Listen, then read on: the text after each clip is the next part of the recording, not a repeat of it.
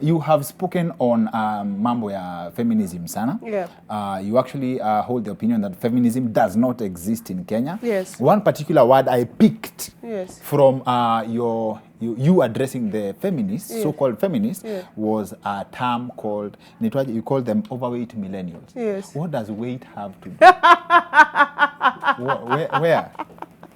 Where does body fat come with? You just find women who things like cooking. Yes. They think it's patriarchal. You know, you expect them, like, cooking is a basic human skill that you expect from a man or a woman. Okay. And you find that a woman who you expect cooking to be an activity she savors and enjoys. She thinks this is entrenched in chauvinism, and cooking expectations are things that are archaic. So they thrust themselves into junk, and then they eat junk, become overweight, and sit and think men are the reason their necks are fluffy. And you know. So that's where the relationship comes. Yes, and then they're just on Twitter there, and I cannot cook, I cannot do this. Cook and be healthy and stop being like an elephant. But that has nothing to do with men who cook. But because there are men who prefer to cook for their women. In fact, that's considered It's beautiful. Romantic. Yes, it's not romantic. It's to me it's a basic thing. A man should be able to cook the same way a woman should be able to cook. So that gives. But then again, in a marriage and in a relationship, there are gender differentiation, and gender differentiation is a beautiful thing. Okay. And a woman's hands in the kitchen are gifted hands. When you can cook and watch your family enjoy, the magic that your hands have made. Okay. Yes. But you don't have a problem with a woman who eats junk but they don't get fat, as long as they don't get fat. Stop eating junk. Why? What is the crime? Oh, upendi chipo. Chipo ni tamu, but don't make usikule junk because you cannot cook. Oh, shida ni not cooking. Yes, how can you not cook, a woman? Ah, okay. Sawa sawa. And when it comes to how the role of women in a society. Yes. I saw a tweet and I was very interested in this. A Kikuyu woman will give your child a woman's name and be good with it. Do you think this plays a role in what a man becomes later in life? Because well, it's a cultural thing. For the Kikuyus, I think it's a cultural thing. I'll not be the best person to elucidate on that, but I believe a man should be raised by a man. See, we can do the interview in English. Elucidate as an in Elucidate. Now, you've also spoken against materializing love, yes, right? Yes. And I believe some of the reasons that men get bashed is because women nowadays have commercialized single parenthood. They are career single mothers. Career single mothers. Yes, nice. They get a baby with Kingori. Yes. Baby number one. They get a baby with my friend over there. They get a baby with the other party. So they have 3 kids, 3 different fathers. And so, mwisho wa mwezi, they don't want to get married. They don't want to commit. Like I've had one mention that committing is too much work. So they get babies for the sole reason of getting money every month in the name of child support. And then they're raising kids, especially boys that do not have a father figure. And I say that fatherhood, yes, it's more biological. Fatherhood is social. Okay. If you cannot, they're genuine single mothers who, for one reason or the other, they cannot be the father of their child, probably because of rape, or their father just is a deadbeat, or the father died for whatever reason. But then there are these career single mothers, and they're cropping up in large numbers, and it's worrying. And so a child grows up with the mother, and it's not wrong to be with them. If there's no father for whatever reason, get a father figure. It could be your own father, your son's grandfather, or the uncles, or just someone, a man, so that he can get the tenets of manhood and masculinity from a man. As a woman, how do you teach a man about manhood? Okay, sawa. So you are against having children as an income-generating activity. Yes. Thank you. But then when it comes to defending women, right? Defending men. Yeah. Defending men. Is it that you've had such a nice experience with us, or you just do it out of the goodness of your heart? I've had nasty experience. In terms of relationships, in terms of other facets of life, I've had nasty experience. But like I've said, I'm But a you still have not given up on pragmatic us. person. I'm a pragmatic person because one person was doesn't mean I'm going to generalize all men. So, as in, you love us unconditionally, as a team. You love us as a team. I just feel you are a little disenfranchised, and no one is talking about the issues that you people are facing, especially from a woman's perspective.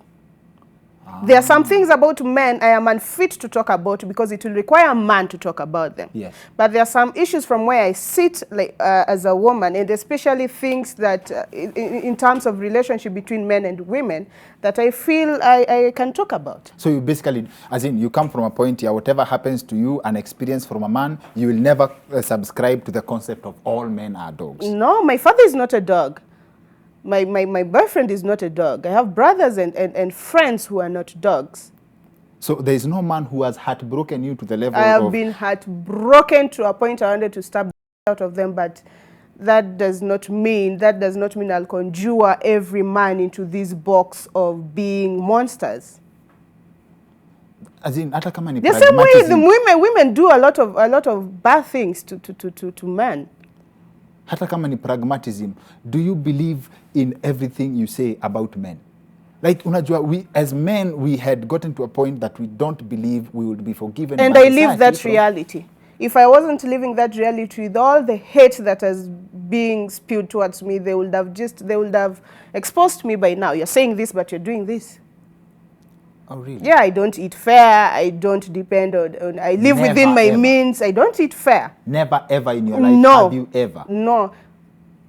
Unajua, someone would argue, like, labda you've not met the men who send fair. If a man sent you fair, what do you do with it? First of all, You return it. First of all, at this point in my life, I don't think I'm at that level of kutumiwa fair. If it's somewhere that I cannot afford through maybe Uber, why don't I just take a mat? I think my problem with women is they don't respect themselves enough. And they do not feel they also need to pull an angle. And when you're talking about equality, like I've said, it's a word they use so much, but for equity. But when you're angling for equality, and you cannot as much as pay your own fare, then how do you expect to be respected, even in a relationship? Gender roles. What do you mean gender roles? Division of labor and specialization. Yes, and then what is, of course, there are aspects of specialization, but there are aspects of just as a human being. Okay. And as a woman, and as an empowered woman, and as an independent woman. And don't misconstrue independence to mean somebody who drives or somebody who's made it in life. It's just having your 10 shillings. And with your stand, have you ever wished that you were a man? Absolutely not. Absolutely not. In my other life, even if I have to reincarnate, I'd still want to be a woman. I just want to be a woman, to be remembered as that woman who saw things from a very different perspective. You just want to be different. Yes, but I want not different in the sense of being real. Because we are so inured to nonsense that being real, you stand out for being real. And because everyone is engulfed in being fake and being a pseudo. And have you had an experience where the men you're defending actually coming out to attack you? Of course. Especially when you mentioned that Eric's, who has been known as the defender of men, blocking you on Twitter. Yeah. Why would he block you and you have the same viewpoint? We don't have the same viewpoint. That's number one. Number two, well, our ideologies gel somehow, but they are not fully incongruent. That's number one. Number two, he blocked me way back before people knew Aoko existed on Twitter. And number three, I also do not gel fully with some of the things he stands for. Yeah, he stands for, and that's probably the reason he don't carry a handbag for your woman. Or what if I'm carrying a baby? You're going to the clinic. What's wrong in you carrying the handbag? I'll carry the baby, as in. Oh yes, or then carry the baby and I'll carry the handbag. Or do not date an older woman. What's the problem with that? As in, of course, we are told that women mature faster than men. So if you date a woman who's older than you, that makes you her son, don't you think? But women have been, especially in this today's age, women sleep with men who are older than their grandfathers. And the society is okay with it. No, And the not just society- that, even marrying. For example, our Kotu guy and the younger wife, they look like father and sibling. But the people celebrate that kind of relationship. So why is it that it's different? And a woman or a man marrying an older woman, it's not a norm, yes, but it's not a norm like it's something to be frowned about. It's not an everyday thing. It's something that happens. It's just cases you can pick. And most of the times, these cases are cases that, you know, are worth. You look at their relationships and you're like, wow. Because I feel love and life, it's not black and white. It's not a one-size-fits-all kind of thing. And if you look, sometimes I will defend these men who try to go for more mature women. Because look at the young women right now. They've set standards higher than the Burj Khalifa. They don't want to date a broke man. They want this, they want that. They're dramatic. All they bring into the relationship is attitude and weaves and demands. And you find a calm woman who's mature, who's done her things and do not have all these, you know, unrealistic expectations of you, then go for that woman. I knew it. I knew that weaves had something to do with attitude. I knew it. Thank you for confirming. And then when it comes to relationship, materializing, commercializing relationships, you've not been an advocate of men dishing out money to women. Yes? Before I let you go, men dishing out money to women. What else can, okay, no, that would be cool because I know of women who respect themselves.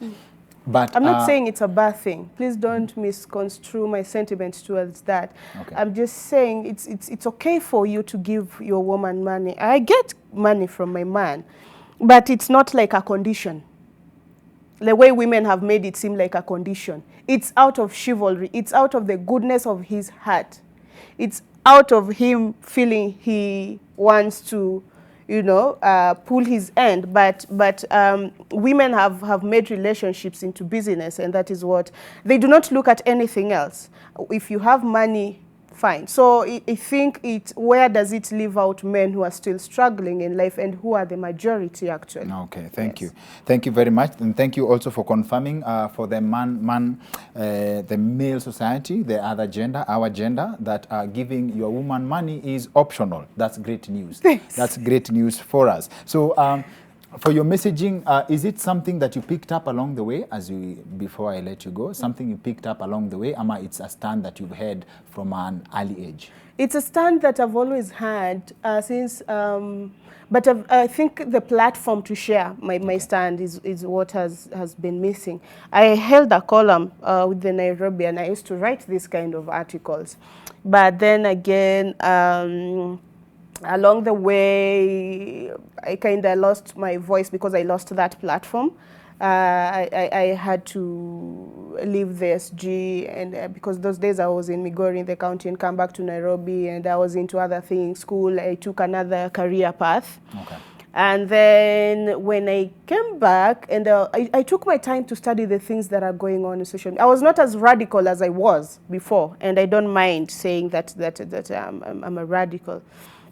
And then when I went to Twitter and Facebook, and the kind of messaging from young women in relation to men was worrying. Okay. And I felt I have the wherewithal of the pen. I can write, so why not use this to try and start a conversation and try to debunk this sentiment and this narrative that is going on that women are trying to put across.